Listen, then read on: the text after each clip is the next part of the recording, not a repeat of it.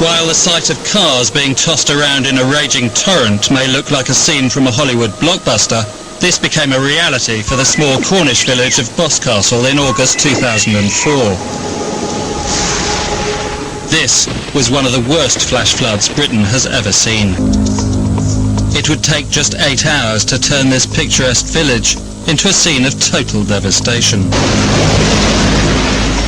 At 12 noon, a cloudburst of biblical proportions began over Boscastle.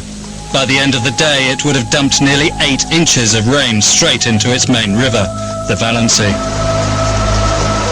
Bursting its banks, this normally innocent-looking stream sent an estimated 440 million gallons of water cascading down the main street. 180 tonnes per second. That's the equivalent of the Thames flowing through Boscastle.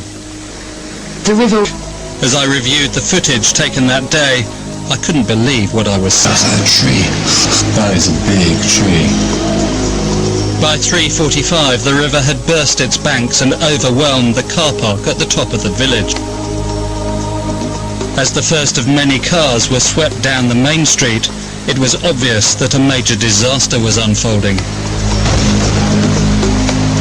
The cars were hitting the end of the building and they were just bouncing off like little toys.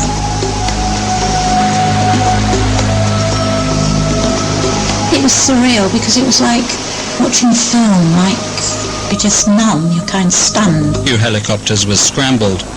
All over Boscastle, tourists and residents were trapped in buildings totally overwhelmed by the water. Even the seasoned professionals were shocked by what they saw. Nothing really prepared us. Just looking down, it was just an amazing sight. As soon as the helicopters arrived on the scene, it was clear that time was running out. 90 minutes after becoming trapped, one by one, Rebecca's group were winched to safety. But they knew they had to get us out. I think it was only a matter of time, really, before, the houses and the foundations were washed away themselves. Flash floods are some of the most unpredictable and dangerous weather events we face in Britain today. I'm here in Boscastle. The Boscastle flood was one of the worst recorded in Britain.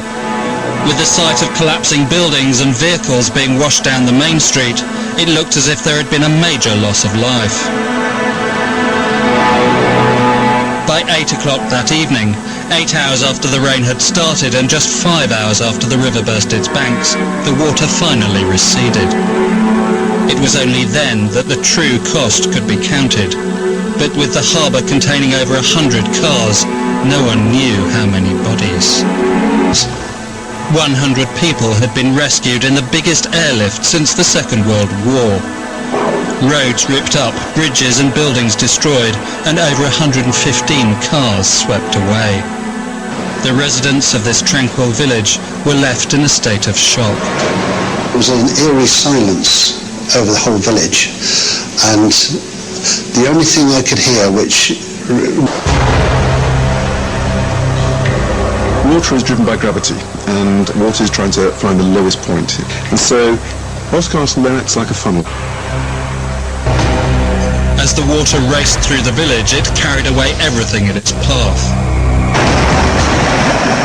For anyone caught in this torrent, the chances of survival were slim, but survive is what Emily Morn did. Estimated as a 1 in 400 year event. But with global warming and our climate changing, a repeat is increasingly likely. Climate change will mean we get more intense rainfall.